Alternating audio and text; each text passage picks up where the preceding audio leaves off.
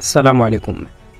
بواسطة كاميرات المراقبة اكتشف إمام تركي سرقة المال من صندوق تبرعات المسجد في عملية تمت لأكثر من مرة في مدينة سامسون الساحلية والواقعة على البحر الأسود، ليبدأ على إثرها على الفور بتقديم شكوى للشرطة في المدينة، والتي تمكنت من إلقاء القبض على اللص.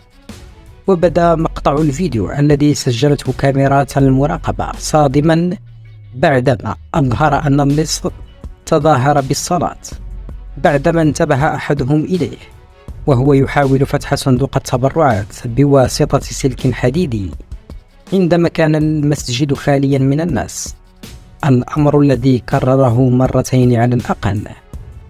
وتمت عملية سرقة صندوق التبرعات في مسجد الأعجم بمدينة سامسون، وقد تمكنت السلطات الأمنية من معرفة اللص وإلقاء القبض عليه، لكنها لم تكشف سوى عن عمره وأول حرف من اسمه واسم عائلته.